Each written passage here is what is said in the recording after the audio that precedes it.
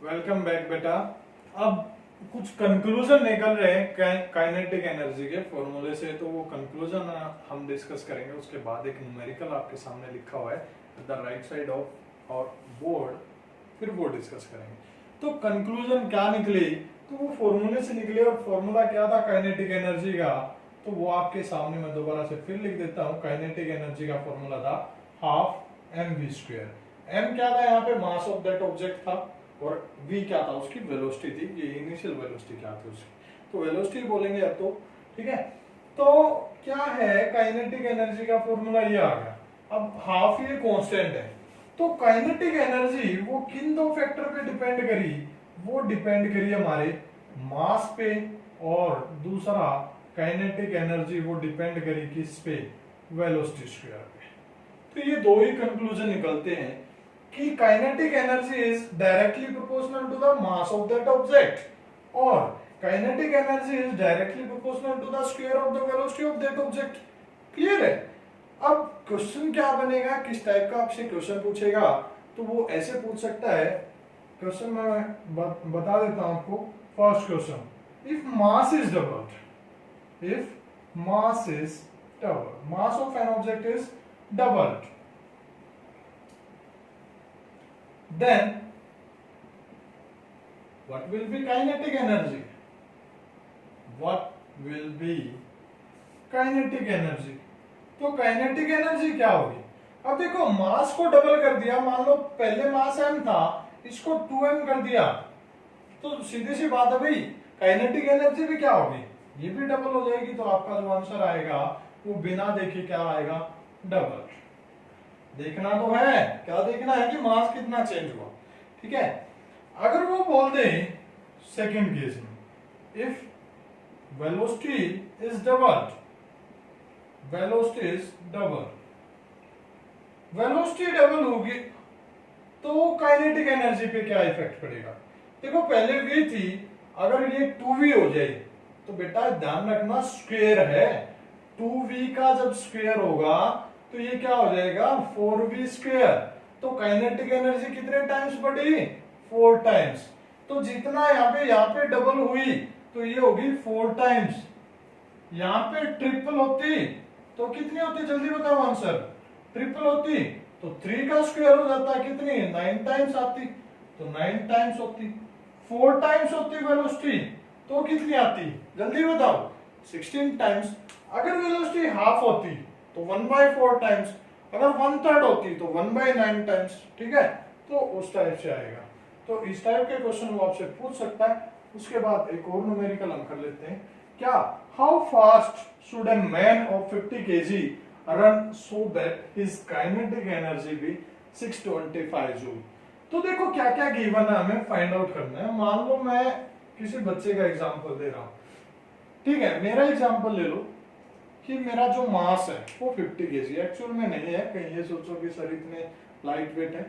तो मास है वो 50 kg है, और वो कितना फास्ट, हाउ फास्ट शुड, कितना तेज उसको दौड़ना चाहिए, अगर एनर्जी कितनी है उसकी, काइनेटिक एनर्जी 625 जूल, तो कितना फास्ट दौड़ना चाहिए। चलो फाइंड आउट करते हैं।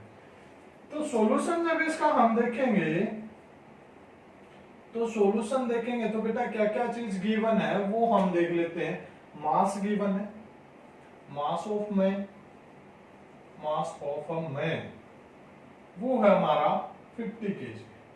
कितना है बेटा, 50 kg। काइनेटिक एनर्जी है उस आदमी की कितनी, 625 जूल। फाइंड हमने करना हाउ फास्ट मींस वेलोसिटी हमने फाइंड आउट करनी।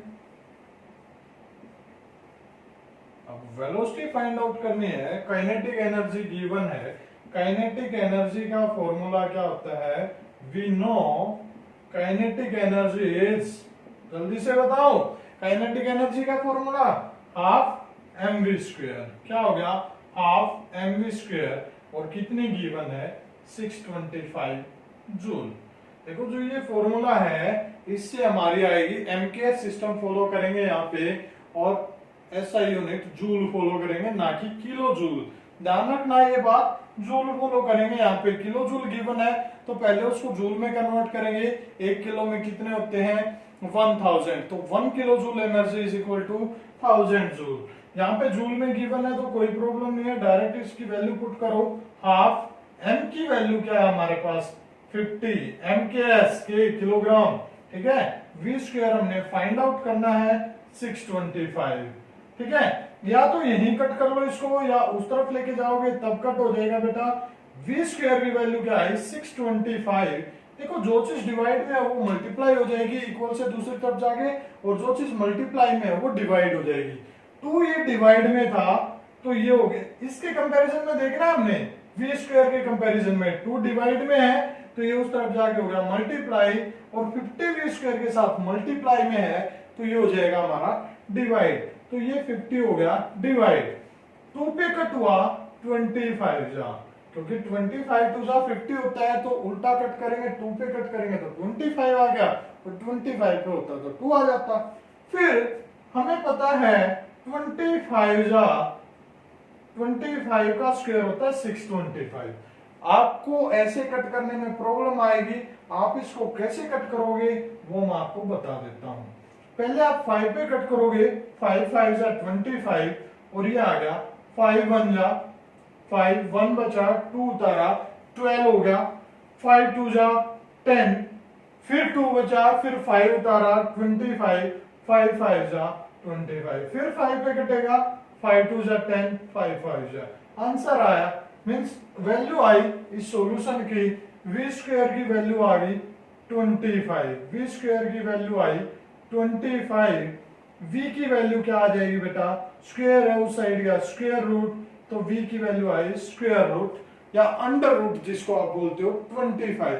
25 का अंडर रूट क्या होता है जल्दी बताओ, 25 का अंडर रूट होता है 5। यूनिट क्या आएगी, वेलोसिटी की यूनिट एम के सिस्टम में क्या होती है मीटर पर सेकेंड।